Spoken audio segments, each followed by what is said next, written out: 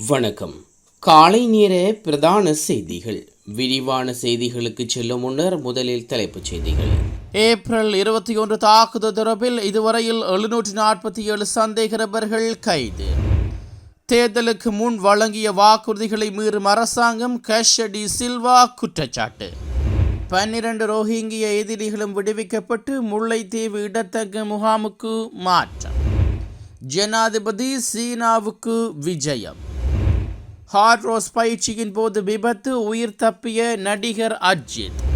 April 21 தாக்குதல் தொடர்பில் இதுவரையில் 747 சந்தேக நபர்கள் கைது செய்யப்பட்டுள்ளதாக பொதுமக்கள் பாதுகாப்பு அமைச்சர் ஆனந்த விஜயபால தெரிவித்துள்ளார். நாடாளுமன்றத்தில் நேற்று வாய்மூல விடைக்கான கேள்வி நேரத்தில் அவர் இதனை குறிப்பிட்டுள்ளார். கைதானியவர்களில் 100 பேருக்கு மேல் நீதிமன்றத்தில் 41 வழக்குகளும் உயர் நீதிமன்றத்தில் 14 வழக்குகளும் சட்டமா அதிபரால் தாக்கல் செய்யப்பட்டுள்ளன. இதனிடையே ஏப்ரல் 21 தாக்குதல் தொடர்பில் தொடர்ந்தும் விசாரணைகளை மேற்கொள்ளப்பட்டு வருவதாகவும் பொதுமக்கள் பாதுகாப்பு அமைச்சர் ஆனந்த விஜயபால தெரிவித்துள்ளார். நாட்டின் ராஜதந்திர சேவைகளை முன்னெடுக்கும் வகையில் புதிதாக 5 ராஜதந்திரிகள் ஜனாதிபதி அனுகுமார் திசாநாயகவால் நியமிக்கப்பட்டுள்ளனர். இவர்களுக்கான உத்தியோகபூர்வ நியமன கடிதம் ஜனாதிபதி செயலகத்தில் இன்று ஜனாதிபதியினால் வழங்கி வைக்கப்பட்டது. இதன்படி கட்டாருக்கான தூதுவராக RS கான் அசாத்துன், ரஷ்யாவுக்கான தூதுவராக SK குணசேகரவும், குவைத்துக்கான தூதுவராக LP ரத்நாயக்காகவும், எகிப்துக்கான தூதுவராக ASK செனவிரத்னவும் நியமிக்கப்பட்டுள்ளனர். அத்துடன் நியூசிலாந்துக்கான உயர்ஸ்தானிகராக WGS பிரசன்ன நியமிக்கப்பட்டுள்ளதாக ஜனாதிபதி ஊடக பிரிவு தெரிவித்துள்ளது. விவசாயிடமிருந்து 130 ரூபாய்க்கு நெல்லை கொள்வனவு செய்வதற்கு முடியுமாயின் அரசாங்கம் நடவடிக்கை எடுத்து காட்ட வேண்டும் என தாம் சவால் விடுப்பதாக நாடாளுமன்ற உறுப்பினர் கேஷ டி சில்வா தெரிவித்துள்ளார். நாடாளுமன்றத்தில் நேற்று கருத்துரைத்த போதே அவர் இவ்வாறு சவால் விடுத்துள்ளார். இதுவரையில் மோசமானது பொருளாதார கொள்கை ஒன்று பின்பற்றப்பட்டதாக அரசாங்கம் கூறுகிறது. இவ்வாறாயினும் எதிர்காலங்களில் அரசாங்கம் முன்னெடுத்துச் செல்ல உள்ள பொருளாதார கொள்கை தொடர்பில் விளக்கம் அளிக்கப்பட வேண்டும். அரசாங்கம் கூறுகின்ற விடயம் உண்மையானால் புதிய வேலை திட்டம் ஒன்று செல்ல வேண்டும். எனவே எதிர்வரும் நாட்களில் குறித்த வேலை திட்டம் தொடர்பில் அரசாங்கம் விளக்கம் அளிக்கும் என நாம் நம்புகின்றோம். வெளிநாடுகளுக்கு செல்லும் வைத்தியர்களின் எண்ணிக்கை அதிகரித்துள்ளதாக அரசாங்கம் கூறியிருந்தது. அவர்களுக்கு விதிக்கப்பட்ட வரியை அடுத்து அவர்கள் இவ்வாறு நாட்டை விட்டு வெளியேறியிருந்தார்கள். தனிநபர்களுக்கான வருடாந்த வரிச்சலுகை எல்லை 12 லட்சம் ரூபாயிலிருந்து 27 லட்சம் ரூபாய் வரை அதிகரிக்கப்படும் என ஆட்சி வருவதற்கு முன்னர் தற்போதைய ஆளும் தரப்பினர் கூறியிருந்தார்கள். இதனை நம்பிய சகல தொழில்துறையினரும் அரசாங்கத்துக்கு வாக்களித்துள்ளார்கள். எனினும் தற்போது 1 லட்சம் ரூபாய் வருமானம் ஈட்டும் போது அறவிடப்படுகின்ற வரிக்கான எல்லையை 1,50,000 ரூபாய் வரை மாத்திரமே அதிகரிக்க முடியும் என அரசாங்கம் கூறுகிறது. அதேபோன்று நிறுத்தி வைக்கப்பட்ட வரியை 5 வீதத்திலிருந்து 10% அதிகரிப்பதற்காக அரசாங்கம் அறிவித்துள்ளது. எனினும் அவர்களின் தேர்தல் விஞ்ஞாபனத்தில் எந்த இடத்திலும் இந்த விடயம் எழுதப்பட்டிருக்கவில்லை. பால், முட்டை உள்ளிட்ட உணவுகள், மருந்துகள், பாடசாலை புத்தகங்கள் மற்றும் உபகரணங்கள் உள்ளிட்டவற்றுக்கான வட் வரி நீக்கப்படும் என்று அறிவித்திருந்தார்கள். எனினும் தற்போது பல உணவுப் பொருட்களின் விசேட பண்ட வரியை அறவிடுவது தொடர்பிலான யோசனை அரசாங்க கணக்கு பற்றிய குழுவிற்கு அனுப்பி வைக்கப்பட்டுள்ளது. இதன்படி பருப்பு, சீனி, சிமெண்ட் உள்ளிட்ட இறக்குமதி செய்யப்படும் சகல உணவுப் பொருட்களுக்கும் அறவிடப்பட்ட வரியை தொடர்ந்து அவ்வாறே முன்கொண்டு செல்வதற்கு கோருகின்றார்கள். இருப்பினும் தேர்தலுக்கு முன்னர் வரியை நீக்குவதாகவே இவர்கள் உறுதியளித்திருந்தார்கள். அரசாங்கத்தில் உள்ளவர்கள் தேர்தலுக்கு முன்னர் கூறிய விடயங்களுக்கும் தேர்தலின் பின்னர் கூறுகின்ற விடயங்களுக்கும் இடையே பாரிய வேறுபாடுகள் காணப்படுகின்றன. சில பகுதிகளில் சிவப்பு பச்சை அரிசி கிலோகிராம் ஒன்றுக்கு 265 ரூபாய்க்கு விற்பனை செய்யப்படுவதாக தெரிவிக்கப்படுகிறது. எனினும் அரசாங்கம் அரிசிக்கு கட்டுப்பாட்டு விலையை 220 ரூபாயாக விதித்துள்ளது. அதேபோன்று சிவப்பு பச்சை அரிசிக்கும் பாரிய தட்டுப்பாடு நிலவுகிறது. வரிசைகள் மீண்டும் நிற்கின்றன. தற்போது நெல்லுக்கான கொள்வனவு விலையாக 110 ரூபாயை நிர்ணயிப்பதற்கு அரசாங்கம் தீர்மானித்துள்ளமை தெரிய வந்துள்ளது. 2023 ஆண்டில் நெல்லுக்கான கட்டுப்பாட்டு விலை 130 ரூபாயாக அதிகரிக்க வேண்டும் என கோரி பாரிய ஆர்ப்பாட்டங்களை முன்னெடுத்த தரப்பினர் தற்போது 110 ரூபாயாக அதனை குறைக்கின்றார்கள். முன்னர் நுகர்வோருக்கு பாதிப்பை ஏற்படுத்திய அரசாங்கம் தற்போது விவசாயிகளுக்கு பாதிப்பை ஏற்படுத்த உள்ளது. எனவே முடியுமாயின் நெல்லுக்கான கட்டுப்பாட்டு விலையை 130 ரூபாயாக அதிகரிக்குமாறு தாம் அரசாங்கத்துக்கு சவால் விடுப்பதாக நாடாளுமன்ற உறுப்பினர் கேஷ டி சில்வா தெரிவித்துள்ளார். அத்துடன் அவ்வாறு முடியாவிட்டால் எதற்காக போலியான வாக்குறுதிகள் வழங்கப்பட்டன என்றும் அவர் கேள்வி எழுப்பியுள்ளார். சீனாவுடன் தொடர்புடைய 5 யோசனைகளுக்கு நேற்று இடம்பெற்ற அமைச்சரவை கூட்டத்தில் அங்கீகாரம் அளிக்கப்பட்டது. இதன்படி இலங்கை அரசாங்கம் ஒரே சீனா கொள்கையை தொடர்ச்சியாக கடைபிடிப்பது தொடர்பில் வெளிவாரம் மற்றும் வெளிநாட்டு வேலைவாய்ப்பு அமைச்சர் சமர்ப்பித்த யோசனைக்கு அமைச்சரவை ஒப்புதல் அளித்துள்ளது. இதன்படி சீனா மக்கள் குடியரசை மாத்திரம் சட்ட ரீதியாக சீனாவாக ஏற்றுக்கொள்வதற்கும் தாய்வான் சீனாவின் ஒரு மாநிலமாக மட்டுமே என்று ஏற்றுக்கொள்வதற்கும் தீர்மானிக்கப்பட்டுள்ளது.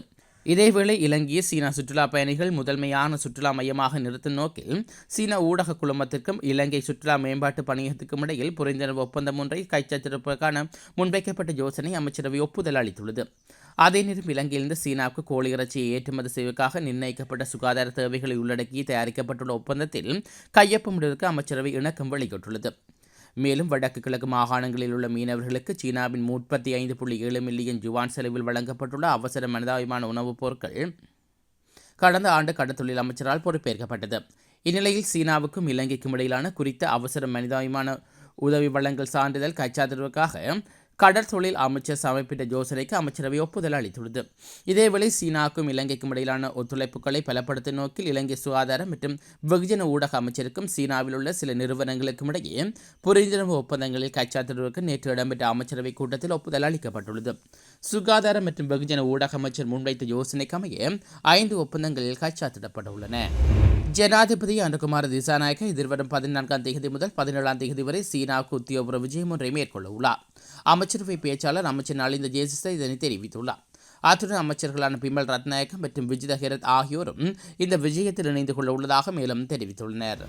வெளிநாடுகளில் வசிக்கும் இலங்கை பிரஜைகள் அந்தந்த நாடுகளில் உள்ள இலங்கை தூதரர்களூடாக பிறப்பு, திருமணம் மற்றும் இறப்புச் சான்றுகளை தாமதமின்றி பெற்றுக்கொள்ளும் வகையில் வெளிவிவகார அமைச்சினால் டிஜிட்டல் வசதிகள் ஆரம்பிக்கப்பட்டுள்ளன. இதன்படி 7 தூதரகங்களூடாக இந்த முன்னோடி திட்டம் நடைமுறைப்படுத்தப்பட உள்ளதாக வெளிவிவகார அமைச்சர் தெரிவித்துள்ளார்.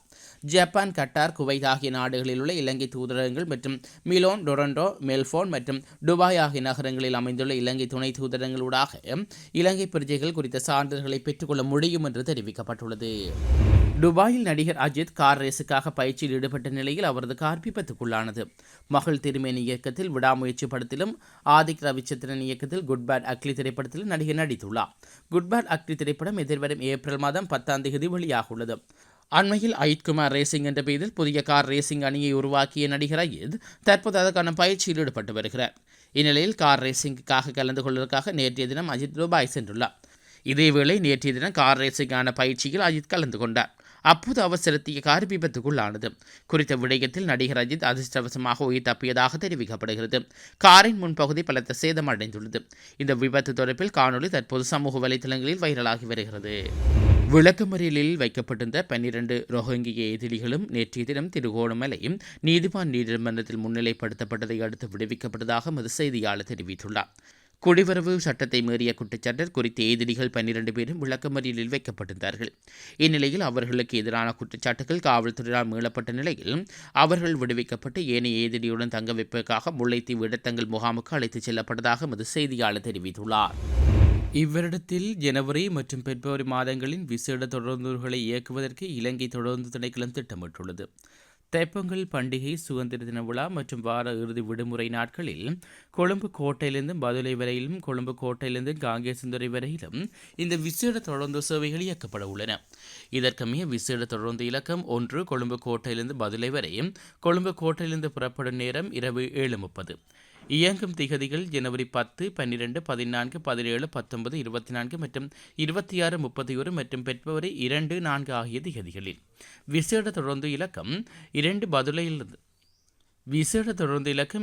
பதுளைந்து கொழும்பு வரை, பதுளைந்து புறப்படும் நேரம் மாலை 5:40. இயங்கும் திகதிகள் ஜனவரி 10, 12, 14, 17, 19, 24, 26 மற்றும் 31 மற்றும் பிப்ரவரி 2, 4 திகதிகளில்.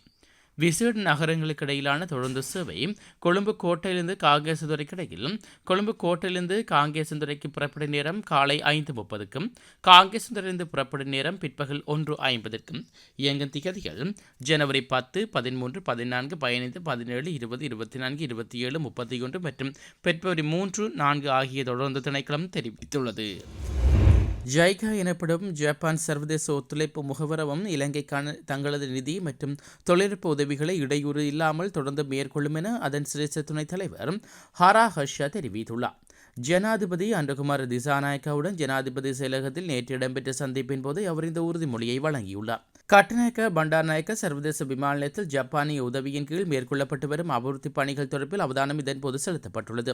ஜைகாவின் ஆதரவின் கீழ் இலங்கையில் ஆரம்பிக்கப்பட்டுள்ள அனைத்து திட்டங்களும் துரிதப்படுத்தப்பட்டு வினைத்துடன் நிறைவு செய்யப்பட திட்டமிட்டுள்ளதாக இதன்போது சுட்டிக்காட்டப்பட்டுள்ளது. அதேநேரம் நாட்டின் கடன் மறுசீரமைப்பு செயற்பாட்டின் போது வழங்கப்பட்ட உதவிகளைப் போன்று எதிர்காலத்தில் இலங்கைக்கு நிதி உதவிகளை வழங்குவதற்காக ஜைகாவின் உறுதிப்பாட்டை அந்த சிரேஷ்ட துணைத் தலைவர் ஹரா கஷா வலியுறுத்தியுள்ளார். கிளீன் ஸ்ரீலங்கா வேலை திட்டம் மற்றும் ஏனைய முயற்சிகளுக்கு நிதி மற்றும் தொழில்நுட்ப உதவிகளை வழங்குவதற்கு ஜேகே தயாராக இருப்பதாக அவர் குறிப்பிட்டுள்ளார். இதனிடையே இலங்கையின் போக்குவரத்து முறைமைகள் மறுசீரமைப்பதற்கு நிதி மற்றும் தளபாத உதவிகள் மூலம் நகர்ப்புற தூய்மையை மேம்படுத்துவதற்கும் ஆதரவளிப்பதாக ஜைகா எனப்படும் ஜப்பான் சர்வதேச ஒத்துழைப்பு முகவரத்தின் சிரேஷ்ட துணைத் தலைவர் ஹரா ஷஹாய் தெரிவித்துள்ளார். நாட்டில் மனிதர்களால் அதிகளவான உணவுகள் சூழலுக்கு விடுவிக்கப்படுகின்றமை குரங்குகளின் எண்ணிக்கை அதிகரிப்பதற்கு தாக்கம் செலுத்தியுள்ளதாக சூழலியல் நிபுணர் மெண்டிஸ் விக்ரம்சிங்க தெரிவித்துள்ளார்.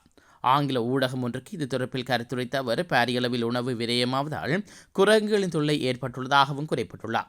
உணவு கழிவுகள் தொடர்ந்தும் அதிகளவில் விடுவிக்கப்படும் உணவகங்கள், முக்கிய சுற்றுலா தலங்கள் மற்றும் பொது இடங்களுக்கு அருகில் குரங்குகளின் நடமாட்டம் அதிகரித்து வருகிறது. குரங்குகள் புத்திசாலித்தனமான உயர்ந்த என்பதுடன் சூழலுக்கு ஏற்ற வகையில் விரைவில் தங்களை மாற்றியமைக்கும் திறன் கொண்டவையாகும். குரங்குகளின் எண்ணிக்கையை ஒழுங்குபடுத்துவதில் இயற்கையான உணவு சமநிலை குரங்குகளின் எண்ணிக்கையை ஒழுங்குபடுத்துவதில் இயற்கையான உணவு சமநிலை முக்கியத்துவ பங்கு வகிக்கின்றது. காடுகளில் கிடைக்கப்படும் உணவுகளுக்கு அமைய இனப்பெருக்க சுழற்சி இடம்பெறுகிறது.